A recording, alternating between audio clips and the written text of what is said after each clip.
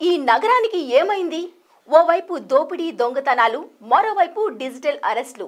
హైదరాబాద్లో calendar year మారినప్పుడల్లా crime rate కూడా పెరుగుతూ పోతుంది. అంతకు ముందుతో పోలిస్తే ఈ ఏడాది నేరాలు రెట్టింపయ్యాయి. పైగా రెగ్యులర్గా జరిగే క్రైమ్కు ఈసారి టెక్నాలజీ కూడా తోడైంది. సైబర్ క్రైమ్స్, మరీ ముఖ్యంగా డిజిటల్ అరెస్ట్లంటూ కొత్త తలనొప్పి ప్రారంభమైంది పోలీస్ డిపార్ట్మెంట్కు. క్విక్ రెస్పాన్స్తో చాలా వరకు క్రైమ్స్ ని కంట్రోల్ చేశామంటున్నారు పోలీసులు. రికార్డ్స్ చూస్తే మాత్రం ప్రభుత్వం మారిన తర్వాత నేరాల సంఖ్య అదుపు తప్పిందనే విమర్శలు వినిపిస్తున్నాయి. ఇందుకు దేశంలో జరిగిన నేరాలతో పోలిస్తే హైదరాబాద్ స్థానమేంటి? దొంగలు కొట్టేసిందెంత? పోలీసులు ఎంత సొత్తు రికవరీ చేశారు? టెక్నాలజీ, ఏఐ సపోర్ట్తో ఫ్యూచర్లో నేరాలు కట్టడి చేస్తామన్న పోలీసుల మాటలు ఆచరణ సాధ్యమేనా?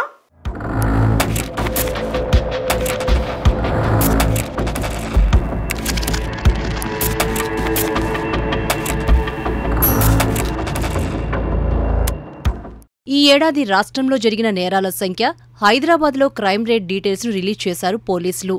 ఎన్ని చర్యలు తీసుకుంటున్నప్పటికీ ఏటికేడు నేరాల సంఖ్య పెరుగుతూనే ఉందనే విషయం పోలీసులు రిలీజ్ చేసిన యాన్యువల్ రిపోర్ట్ చెప్పకనే చెబుతోంది. పైగా ఏఐ, చాట్ జీపీటీ లాంటి లేటెస్ట్ ట్రెండ్స్ క్రైమ్లోనూ దూరాయి. టెక్నాలజీని వినియోగించి సైబర్ ఆర్థిక నేరాలు చేసే వారి సంఖ్య ఎక్కువైపోయింది. నగరంలో ప్రాపర్టీ నేరాలు కొంతవరకు తగ్గినప్పటికీ సైబర్, ఫైనాన్షియల్ క్రైమ్స్ మాత్రం భారీగా పెరిగిపోతున్నాయంటున్నారు సిపి సివి ఆనంద్. గతేడాదితో పోల్చితే ఈ సంవత్సరం 40% ఎక్కువ కేసులు నమోదయ్యాయని, హత్యలు, హత్యాయత్నాలు, అత్యాచారాలు తగ్గాయంటున్నారాయన. ఈ ఏడాది క్రైమ్ వరల్డ్లో సెన్సేషన్గా మారాయి డిజిటల్ అరెస్టులు. మొత్తం 36 రకాల నేరాలతో సైబర్ మోసగాళ్లు రెచ్చిపోగా సైబర్ క్రైమ్స్లో డిజిటల్ అరెస్ట్ కేసులే ఎక్కువ శాతం రిపోర్ట్ అయ్యాయి. రీసెంట్గా గచ్చిబౌలిలో 81 ఏళ్ల వృద్ధుడిని డిజిటల్ అరెస్టు పేరుతో 21 రోజులు వేధించి 9 కోట్లు స్వాహా చేశారు నిందితులు. సిటీ సైబర్ క్రైమ్ పిఎస్లో 2868 కేసులు నమోదు కాగా 301 కోట్లను సైబర్ నేరగాళ్లు దోచుకున్నారని వెల్లడించారు. డిజిటల్ అరెస్టుల తర్వాత ఇన్వెస్ట్మెంట్ ఫ్రాడ్స్ కేసులు సైతం పెద్ద సంఖ్యలోనే నమోదయ్యాయి.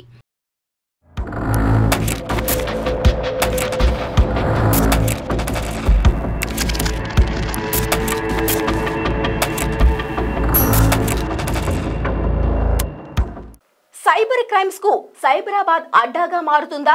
యాన్యువల్ డేటా చూస్తే ఇలాంటి అనుమానాలే వస్తున్నాయి. గతేడాదితో కంపేర్ చేస్తే సైబర్ నేరాలు ఏకంగా 18% పెరిగాయంటున్నారు సిఐడి డీజీ శిఖా గోయల్. దేశవ్యాప్తంగా 1,14,000 కేసులు నమోదైతే ఒక్క సైబరాబాద్లోనే 25,112 కేసులు రిజిస్టర్ అయ్యాయి. హైదరాబాద్లో వీటి సంఖ్య 20,299 ఉండగా రాచకొండలో 14,815గా ఉంది. 2023తో పోలిస్తే 2024లో సైబర్ క్రైమ్స్ పెద్ద ఎత్తున పెరిగిపోవడం కలవరపెట్టే విషయం అనేది పోలీసులు కూడా ఒప్పుకుంటున్నారు.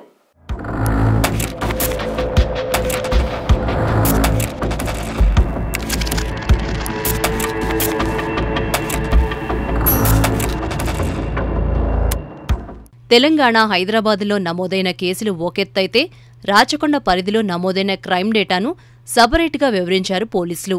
విజిబుల్ పోలీసింగ్, క్విక్ రెస్పాన్స్ టెక్నాలజీని ఉపయోగించి క్రైమ్ రేట్ తగ్గించామంటున్నారు రాచకొండ సిపి సుధీర్ బాబు.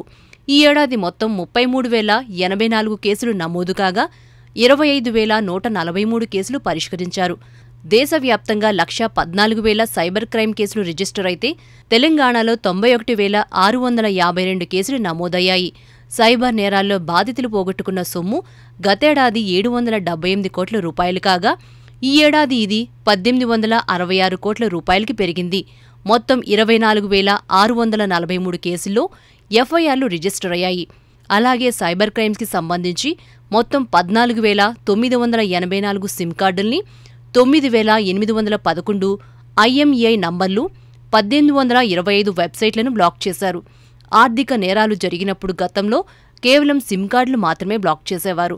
ఈ ఏడాది ఐఎంఈఐ నంబర్లను సైతం బ్లాక్ చేశామని, దీనివల్ల చాలా వరకు నేరాల్ని అదుపు చేశామని ప్రకటించారు Telangana cyber security bureau director general Shikha Goyal. ఇక లోక్ అదాలత్లో 11,440 కేసులతో పాటు 70,791 పెట్టి కేసులు పరిష్కారమయ్యాయి. ఈ ఏడాది డయల్ 100 ద్వారా 2,41,742 ఫిర్యాదులు వచ్చాయి. అన్ని విభాగాల్లో కలిపితే క్రైమ్ రేటు 4% మాత్రమే పెరిగిందంటున్నారు రాచకొండ పోలీసులు. చోరీ కేసులు 6%, డొమెస్టిక్ వైలెన్స్ కేసులు 23%కి తగ్గగా 88 కోట్ల రూపాయల విలువైన డ్రగ్స్ను సీజ్ చేశారు. మొత్తం 521 మంది డ్రగ్ నేరస్తులను అదుపులోకి తీసుకోగా అందులో 165 మందిపై రౌడీ షీట్లను ఓపెన్ చేశారు.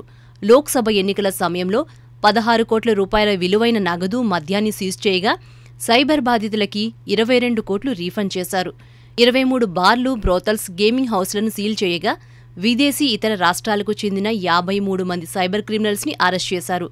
మెట్రో సహా మొత్తం 10,810 డెకాయ్ ఆపరేషన్లను విమెన్ సేఫ్టీ వింగ్ చేపట్టింది.